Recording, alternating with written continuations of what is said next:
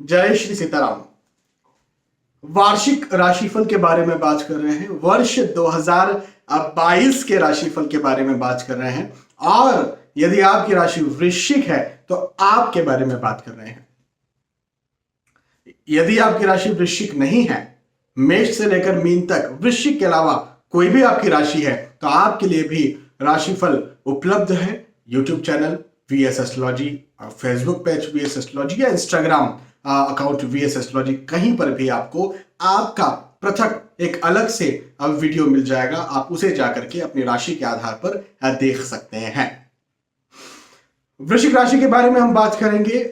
मुख्यतः जो जीवन के जो क्षेत्र होते हैं, जैसे नौकरी, व्यवसाय, प्रोफेशन, आर्थिक स्थिति, धन संपत्ति की स्थिति, पारिवारिक स्थिति, स्वास्थ्य की स्थिति, आपकी पढ़ाई लिखाई, क्या उपाय करना चाहिए, इस बारे में हम विस्तार से आज के इस वीडियो में चर्चा करने जा रहे हैं। लेकिन एक सबसे महत्वपूर्ण बात जो अपने हर राशिफल की वीडियो में आपसे शेयर करता हूं, ताकि राशिफल देखने का आपको सही नजरिया मिलता रहे और बना रहे।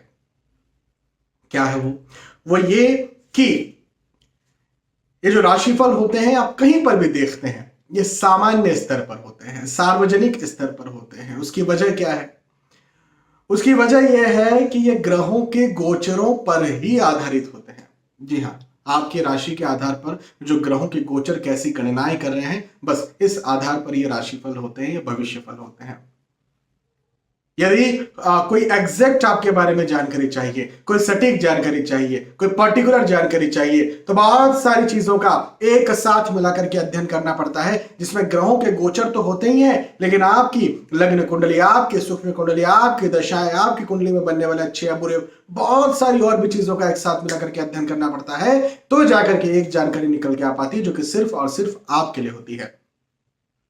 लेकिन राशिफल जानना भी बेहद जरूरी होता है, क्योंकि इससे आपको यह पता चल जाता है कि मेरे लिए इस वर्ष जो ग्रहों के गोचर हैं, कम से कम उस आधार पर मुझे कहां सावधानी बरतना है, उस आधार पर मेरे लिए कहां पर सौगातें हैं, क्या मेरे लिए किस अनुसार ये राशिफल होगा, कैसा भविष्यफल होगा। चलिए आगे बढ़ते हैं और वृश्चिक राशि के बारे में बात करते हैं। सबसे पहले नौकरी, व्यवसाय, प्रोफेशन के बारे में बात करेंगे। देखिए, आर्थिक आधार पर, फाइनेंशियल कंडीशन को देखते हुए, आय के आधार पर, खासतौर पर मैं कहूंगा आय के आधार पर, चाहे आप नौकरी करें, चाहे व्यवसाय करें, चाहे प्रोफेशनल हो, ये समय आपको बहुत अच्छी आपकी अनुकूल परिस्थितियों को, अनुकूल स्थितियों को पैदा करने वाला है। बिजनेस यदि आप कर रहे हैं, बिजनेस में आपको नई अपॉर्चुनिटीज दिलवाने वाला है। यदि आप नौकरी कर रहे हैं और नौकरी में नई अपॉर्चुनिटीज चाहते हैं, जैसे आप जॉब स्विच करना चाहते होंगे, जैसे आप प्रमोशन इंक्रीमेंट चाहते होंगे, नया कोई अच्छा प्रोजेक्ट चाहते होंगे, हो सकता है आपका कोई प्रोजेक्ट हो जिसमें आप एक टीम में जाना चाहते हो, पर्टिकुलर टीम में आपको जाने का मौका मिल जाए, आप कहीं कहीं दूसरी जगह किसी प्रोजेक्ट पर जाना चाहते हो, वो दूसरा शहर हो सकता है, दूसरा देश भी हो सकता है। तो कहने का मतलब है कि आपके अनुकूल जो स्थितियां हैं, आपकी जो स्थितियां हैं, आप जो चाहते हैं वो चीजें आपकी निर्मित हो। खास तौर पर मैं आय, इनकम के दृष्टिकोण से भी बात कर रहा हूं, और मैं आपकी पसंद की बात भी कर रहा हूं कि आपको पसंद आए काम करना। तो ऐसी स्थितियां यहां पर मुझे पैदा होती हुई नजर आती है। लेकिन देखिए, पैसा कमाना आसान तो नहीं है भाई। ऐसा तो नहीं होता फूल पे सोए हुए आप हैं और बस पैसा आ रहा है, बड़ा मजा आ रहा है, एसी में बैठे हो, बहुत मजा आ रहा है, ऐसा तो कभी नहीं होता है। तो निसंदेह परेशानी होगी, प्रेशर आएगा, जिम्मेदारियां बढ़ेंगी, लेकिन जब आपको उसके बदले में प्रतिष्ठा मिलेगी, जब सम्मान मिलेगा, जब ऐसा सौहार्द, ऐसा एटमॉस्फेयर मिलेगा, जब धन मिलेगा, तो आपको मजा आएगा कि अब जो है मेरी स्थितियां ठीक हुई, सेट हुई। तो ये मुझे स्थिति दिखती है। और खास तौर पर ये जो वक्त है, ये मई या जून के बाद से बनता हुआ नजर आता है। मई या जून से भी कह सकते हैं, तब से बनता हुआ नजर आता है। उसके पहले हो सकता है आप थोड़ा ये कहें कि मेरी स्थितियां ऐसी नहीं, या फिर मैं वहां जाना चाहता हूं या उस जगह जाना चाहती हूं। तो ऐसी परिस्थितियों को लेकर के, ऐसी आपकी मनपसंद स्थितियों को लेकर के आप जो है कर्म करेंगे, वह वर्ष के प्रथम भाग में या फर्स्ट हाफ में, मई जून के पहले, और मई जून से आप उसे पा भी सकते हैं। तो ये तो बहुत अच्छी बात मुझे यहां पर दिखती है।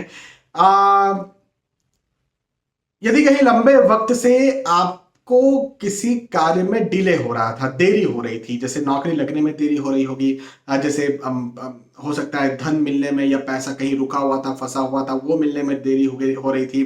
पिछली कोई कंपनी है जाके पीएफ आपका फंसा हुआ है, या किसी किसी तरह से आपकी सैलरी रुकी हुई है, फंसी हुई है, वो मिलने में देरी हो रही थी। आप बिजनेस करते हैं, कहीं पैसा आपने दे करके रखा था उधार, वो मिलने में देरी हो रही थी। जिस भी प्रकार से यदि कहीं आपको देरी हो रही थी, आपके कामकाज में पैसा फंसा हुआ था, रुका हुआ था, वो मुझे यहाँ पर मिलता हुआ नजर आता है। और एक अच्छी बात यह है कि अच्छी आय की वजह से, अच्छी इनकम की वजह से पिछला कहीं बकाया आपका रहा हुआ है, जैसे आपने कहीं किसी से लेकर के रखा था और दे नहीं पा रहे थे, तो वो भी आप इस वर्ष जल्दी से जल्द दे पाएंगे। तो आय के दृष्टिकोण से, नई प्रतिष्ठा के दृष्टिकोण से, मजे के दृष्टिकोण से यह वक्त बहुत अच्छा। देखिए, मैं हमेशा एक बात कहता हूं, हमेशा मैं एक चीज समझाता हूं कि कैरियर का मतलब क्या। कैरियर का मतलब मैं 4 चीजें मानता हूं। सबसे पहले नंबर पर तो यदि आप कोई कार्य करते हैं तो आपको धन चाहिए, पैसा चाहिए, इसके लिए आप काम करते हैं। लेकिन प्रतिष्ठा भी कैरियर का एक हिस्सा है। उसके बाद में होता है स्टेबिलिटी। भाई धन तो मिल गया, प्रतिष्ठा भी मिल गई, लेकिन स्टेबिलिटी नहीं रही तो 2 महीना काम किया और पैसा भी अच्छा मिल गया उस समय, प्रतिष्ठा भी अच्छी मिल गई, लेकिन उसके बाद में खत्म। फिर 4 महीने बाद फिर काम किया 2 महीने के लिए, फिर खत्म। तो स्टेबिलिटी बहुत इंपॉर्टेंट होती है। और चौथी बात क्या है जिसे नजरअंदाज कर दिया जाता है, वो चौथी बात है, यदि वो चौथी बात रहे तो भाई काम स्वर्ग बन जाए, जन्नत बन जाए। वो चौथी बात है मजा। काम करने में मजा आना चाहिए। मजा नहीं आ रहा है तो मजा और स्टेबिलिटी, इसका ताल्लुकात एक दूसरे के साथ रहता है। मजा नहीं आ रहा तो स्टेबिलिटी भी नहीं रहती, और स्टेबल हैं आप यदि किसी जगह और मजा नहीं आ रहा तो फिर वो नर्क बन जाता है जगह। तो ये वक्त जो है मजा देने वाला है। जैसे मैंने पहले समझाया, भाई मेहनत तो ज्यादा करनी पड़ेगी, प्रेशर तो ज्यादा आएगा, लेकिन जब आपको जो प्रेशर, जो मेहनत आप करेंगे, उसके बदले में आपको जो मिलेगा, वो जब आपके हाथ में आएगा तो आपको मजा आएगा। तो ये एक अच्छी बात मुझे दिखती है। इसके अलावा आर्थिक दृष्टिकोण से बात करें तो आप अभी तक तो समझ ही गए हैं कि आर्थिक दृष्टिकोण से समय मुझे बहुत अच्छा दिखता है। यदि कहीं आप भूमि खरीदना चाहते हैं, या मकान खरीदना चाहते हैं, या वाहन खरीदना चाहते हैं, या कोई जीवन का कोई बड़ा निवेश करना चाहते हैं, ऐसा निवेश जो भौतिक सुख सुविधाओं का हो, जैसे अब महंगा वाहन खरीदा। आज भी वाहन जो 4 व्हीलर जो कई लोगों के लिए सपना है, वो भी निवेश, मैं तो उसे निवेश ही कहता हूं। तो यदि आप ऐसा कोई निवेश करना चाहते हैं तो ये निवेश के लिए वक्त, जो भौतिक सुख सुविधाओं का निवेश है, उसके लिए वक्त बहुत अच्छा है और आप कर सकते हैं, और आपको निसंदेह उसका फायदा भी देखने को, लुफ्त भी उठाने को मिल जाएगा। और खास तौर पर यह अगले वर्ष के मध्य यानी मई जून जुलाई, इस समय मुझे आपकी भौतिक सुख सुविधाओं का लुफ्त आप उठा पाए या मिले आपको, ऐसा मुझे दिखता है। तो आर्थिक दृष्टिकोण से स्थिति अच्छी है। पारिवारिक दृष्टिकोण से यदि हम बात करें तो देखिए, पारिवारिक यदि कहीं लंबे वक्त से मतभेद चल रहा था तो वो यहां पर खत्म होता हुआ मुझे नजर आता है। और पैतृक संपत्ति के यदि कहीं आप हकदार हैं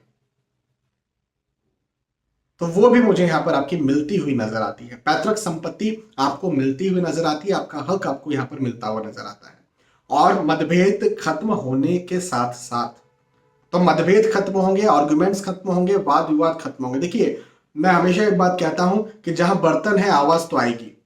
भाई परिवार है, कहीं ना कहीं क्लेशेस तो होगा, कहीं ना कहीं एक दूसरे से आर्गुमेंट्स तो बनेंगे, लेकिन बर्तन जब साथ में है, आवाजें आना चाहिए, कोई बात है, लेकिन बर्तन टूटने नहीं चाहिए। तो बर्तन टूटेंगे नहीं, कहने का मतलब ये कि परिवार बिखरेगा नहीं, परिवार टूटेगा नहीं, उल्टा परिवार एक होगा। तो ऐसा मुझे यहां पर जरूर से बनता हुआ नजर आता है। पारिवारिक स्थितियां अच्छी खासतौर पर इस वजह से भी हो सकती है कि मांगलिक प्रसंग, मांगलिक कार्य भी मुझे दिखते हैं। फरवरी मार्च अप्रैल या मई तक भी मुझे मांगलिक प्रसंग, मांगलिक कार्य बनते हुए आपके घर परिवार में नजर आते हैं। या अगले वर्ष के नवंबर दिसंबर में भी मांगलिक कार्य, मांगलिक प्रसंग हो सकते हैं, जिसकी वजह से आपकी पारिवारिक स्थिति बहुत अच्छी रहे, पारिवारिक सौहार्द अच्छा रहे, और पारिवारिक गेट टुगेदर, पारिवारिक प्रेम, लव, अंडरस्टैंडिंग और ज्यादा बढ़े। ये बहुत अच्छी बात है। तो पारिवारिक स्थिति भी और आपकी अच्छी ही दिखती है। स्वास्थ्य की यदि हम बात करें, आपके हेल्थ की बात करें, तो स्वास्थ्य के दृष्टिकोण से ये वक्त इन जनरल अच्छा रहेगा, लेकिन हड्डी संबंधी या मांसपेशियों से संबंधित समस्याओं का जरा ध्यान रखें। और हड्डी संबंधी समस्या कब पैदा हो सकती है? जब अधिकतर कैल्शियम की कमी हो, या कई बार न्यूरोलॉजिकल प्रॉब्लम्स भी हो जाती हैं, या फिर वाहन चलाते वक्त या चलते फिरते वक्त कहीं आपको लग जाए, चोट आ जाए, तो ऐसी स्थितियां भी हो सकती हैं। तो इसका जरा ध्यान रखने की आपको ज्यादा जरूरत है। यदि कोई लंबी बीमारी है तो उसका ध्यान तो आपको रखना ही है, जैसे diabetes, thyroid, hypertension, blood pressure, इसका इन जनरल आपको ध्यान रखना है। अदरवाइज मुझे इससे कोई बहुत बड़ी समस्या कुछ बनती हुई नजर नहीं आती है। स्वास्थ्य इन जनरल आपके लिए अच्छा रहेगा। पढ़ाई के दृष्टिकोण से बात करते हैं तो भाई पढ़ाई में तो मेहनत बस ज्यादा करना है, परिश्रम ज्यादा करना है, सफलता आपको मिल जाएगी। देखिए कई बार होता है मेहनत करते हैं फिर भी सफलता नहीं मिलती। सिर्फ मेहनत से ही सब कुछ हासिल हो जाता ना तो हर कोई राष्ट्रपति होता। तो मेहनत से हर बार ही सब कुछ नहीं। मैं हमेशा ये बात कहता हूं, एक गाड़ी के दो चक्के, दो पहिए, दो टायर एक गाड़ी में, एक है भाग्य, एक है कर्म, या फिर मेहनत बोल दीजिए। भाग्य है आपका, मेहनत कर ही नहीं रहे तो भी कोई मतलब नहीं है, मेहनत ही करे जा रहे, भाग्य का पहिया ही गायब है तो भी कुछ नहीं होने वाला। तो भाग्य और कर्म, भाग्य और मेहनत दोनों ही बहुत जरूरी है, और दोनों जब साथ में होंगे तो आपका जो है वो पहिया आगे बढ़ेगा। लेकिन कई बार होता है ज्यादा मेहनत करना पड़ता है, भाग्य का पहिया छोटा हो जाता है, मेहनत का पहिया बड़ा हो जाता है। वो सर्कस की हमने साइकिल देखी है ना, जो जोकर चलाता है जिस साइकिल को, आगे का पहिया बहुत बड़ा होता है, कई बार पीछे का पहिया बहुत छोटा होता है, या वाइस एंड वर्सा। तो किसी का भाग्य का पहिया छोटा होता है, मेहनत का पहिया बहुत बड़ा होता है, किसी का मेहनत का पहिया जो है बड़ा छोटा होता है, भाग्य का पहिया बहुत बड़ा होता है। देख ही रहे हम, जो थोड़ा सा कुछ भी नहीं करते हैं, जो पूर्वज हैं, जो बाप दादे हैं, उनके पीछे मस्त बैठे रहते हैं, थोड़ा बहुत कुछ कर देते हैं, वाहवाही लूट के निकल जाते हैं। तो ऐसे लोग हैं जिनका भाग्य का पहिया बहुत बड़ा है, मेहनत का पहिया बहुत छोटा है, ऐसे लोग भी होते हैं। लेकिन होना तो दोनों चीज जरूरी है, भाग्य मेहनत दोनों जरूरी है। आपके साथ जो भी चीज हो, भाई भाग्य का पहिया छोटा है ना, कोई बात नहीं, मेहनत ज्यादा करिए, भाई भगवान ने ये दिया है, हमें किस्मत ऐसी मिली है तो क्या दिक्कत है। तो मेहनत ज्यादा करेंगे, ये वक्त आपको सफलता दिलवा देगा, ये बात निश्चित है। तो प्रतियोगी परीक्षाओं की बात करें, चाहे आपकी स्कूलिंग में एग्जाम्स की बात करें, चाहे कॉलेज में एग्जाम्स की बात करें, मुझे आपके लिए यहां पर सफलता दिखती है, चिंता की कोई बात नहीं। तो यहां पर हमने नौकरी, व्यवसाय, प्रोफेशन के बारे में बात की, यहां पर हमने बात की आर्थिक स्थितियों की, धन संपत्ति की, हमने स्वास्थ्य की बात की, हमने घर परिवार की बात की। अब बात करते हैं आपके उपाय की। पढ़ाई लिखाई के बाद अब बात करते हैं उपाय की। तो देखिए वृश्चिक राशि है, वृश्चिक राशि के स्वामी कौन है? मंगल। और मंगल देवता के जो स्वामी हैं, मंगल देवता के जो इष्ट देव हैं, वो कौन है? श्री हनुमान जी महाराज। मैं हमेशा कहता हूं इस ब्रह्मांड में यदि सबसे बड़े कोई गुरु हैं तो वह है श्री हनुमान जी महाराज।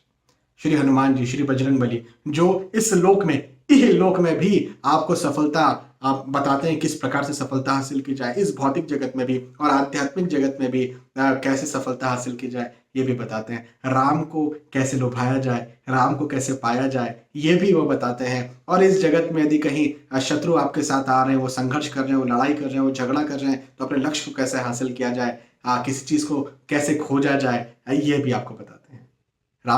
राम के आशीर्वाद, भगवान श्री राम के जो है वो नाम लेकर के कैसे सक्सेसफुल हुआ जाए, कैसे कॉन्फिडेंट रहा जाए। कितना कह दूं, ये वीडियो बहुत कम पड़ जाएगा। खैर वीडियो क्या, मेरा जीवन ही कम पड़ जाएगा मैं यदि कहूंगा तो हनुमान जी जो हैं इस ब्रह्मांड के सबसे बड़े गुरु हैं। और मेरा सीधे सीधे तौर पर कहना यह बनता है कि आपकी राशि यदि वृश्चिक है तो ये वर्ष आपको हनुमान जी की आराधना करने में बिताना चाहिए। हनुमान जी की आराधना करिए, हर मंगलवार हनुमान जी के मंदिर जाइए, हर मंगलवार सुबह के वक्त। आप पंडित जी से बोल दीजिए मंदिर में जाकर के कि मंगलवार के दिन चोला जो होता है हनुमान जी को, वो मेरी तरफ से चढ़ेगा। तो लाल चोला या कोई से भी कलर का चोला खैर चढ़ा सकते हैं, तो चोला चढ़ाइए। और हर मंगलवार सुबह हनुमान जी के मंदिर जाकर के गुड़ और चने का अब भोग प्रसाद भी जरूर से लगाइए और देखिए कि आपको कितना फायदा मिलता है। तो यहाँ पर हमने चर्चा की वृश्चिक राशि की। वृश्चिक राशि के लिए ये जो राशिफल है, वृश्चिक राशि के लिए जो समय है, ये जो वर्ष 2022 है, ईयरली हॉरोस्कोप, वार्षिक राशिफल कैसा जाने वाला है, इस बारे में हमने समझा। मुझे विश्वास है कि आपके बात समझ में आई होगी, आपको वीडियो पसंद आया होगा। यदि आपको पसंद आता है तो मुझे बताएं, कमेंट करके कि भाई पसंद आया, लाइक करके भी बता सकते हैं पसंद आया, और जो भी कुछ कहना चाहते हैं मुझसे तो आप कमेंट मुझे कर सकते हैं। कई बार ये होता है कि बहुत ज़्यादा कमेंट्स होती हैं। देखिए, आप यूट्यूब पर लाखों भाई बहन मुझसे जुड़े हुए हैं, फेसबुक पर लाखों भाई बहन मुझसे जुड़े हुए हैं, इंस्टाग्राम पर भी हज़ारों भाई बहन मुझसे जुड़े हुए हैं, तो कई बार मैं रिप्लाई जो है वो नहीं कर पाता हूँ। लेकिन इसका मतलब ये नहीं कि मैं कमेंट पढ़ता नहीं हूँ, मैं पढ़ता ज़रूर हूँ कमेंट्स को। और अम, मुझे लगता है जहाँ पर कि रिप्लाई करना चाहिए तो कई बार तो पर्सनल, लेकिन कई बार वीडियो के माध्यम से मैं उसका रिप्लाई कर देता हूँ। बहुत बहुत धन्यवाद, विदा चाहता हूँ आपसे, फिर मिलेंगे। जय श्री राम।